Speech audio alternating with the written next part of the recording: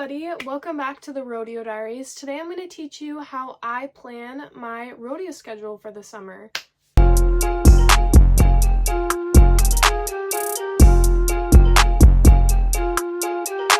So basically how I plan my rodeo schedule is, this year I'm focusing on my circuit rodeos. So I'm located in the Great Lakes Circuit for the PRCA/WPRA. So I go off of our WPRA schedule right here, and I basically just look at the week or the weekend and see what rodeos are happening, and then I put them into my Google Calendar.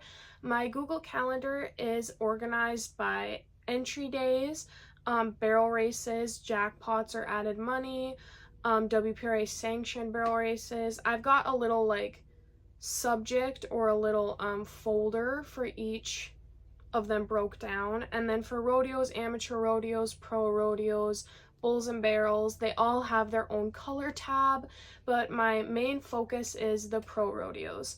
So for June, for example, Thursday we leave for Cherokee, Iowa. There was another rodeo that was an hour or two away in Atlantic, so I looked at their slacks, and I try to plan for in the case that I did end up in slack, but I try to go for the performances so I would have as much time as possible in between to let my horses rest.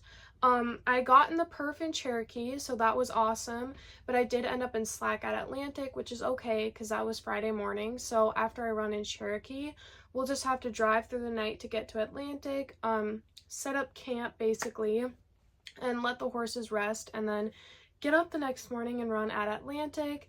There's also a Bulls and Babes event that had a lot of money for the barrel racers because it was 100% payback. That was in South Dakota, so I had to see where that kind of lined up in our little map here. And it ended up only being like 3.5 hours away or something. So that's why we ended up going, was we look at the location, the amount of added money, and if it makes sense for us and our goals. So if it was just like a random amateur rodeo that had no added money, I probably wouldn't be driving 3.5 hours away to South Dakota to go run at it. Hopefully that makes sense so far. You got to stick with me. This is a whole thing we got going on here. But for example, the weekend after in June, I try to get into the Sunday performance in Merrill, Wisconsin. If you didn't know, the way that rodeo works is you can give them your preferences, but because there's so many contestants, a lot of the times you'll just end up in slack because they can't give everybody the performance. Otherwise, we'll be out here until like 1 o'clock in the morning and the fans are going to be sitting in like a 6-hour rodeo perf, and that's not fair to anybody.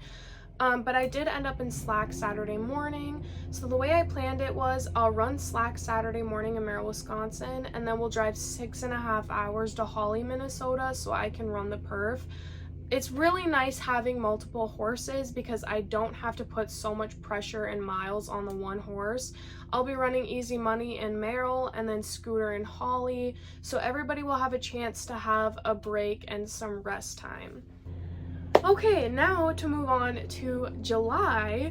July gets a little crazy because if you didn't know, the whole month of July is basically Cowboy Christmas. That's where the most amount of added money rodeos, big rodeos are at. So everybody tries to hit as many as possible because that's where your peak earnings are most likely going to be, is over the 4th of July. Because the Great Lakes Circuit only has a couple rodeos over the 4th of July, I decided to venture over into the Badlands because there was tons of money added at some of these rodeos. So the way I planned my trip out into the Badlands Circuit over the 4th of July was I went off of the added money and then the location. So I just kind of planned a loop around because all of these rodeos, or at least most of them, had over $5,000 in added money. Some of them, like Belle Fourche, I think has like 10,000 added, and it just made sense for us to head out there instead of staying within our own circuit. So don't be afraid to venture out into other circuits if it makes more sense for you and your earnings.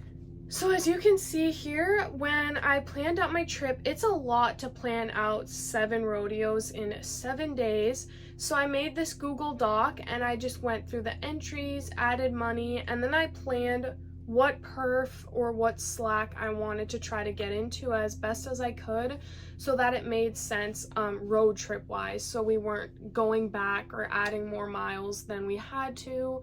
But it ended up working out. I haven't entered any yet, but I'm crossing my fingers that I planned accordingly so that we don't have to backtrace or miss any rodeos. The biggest thing about planning your rodeo schedule is staying as organized as possible. The second you stop being organized, the second you're adding extra miles onto your truck, driving all over the place, going to unnecessary rodeos, the biggest thing is to plan.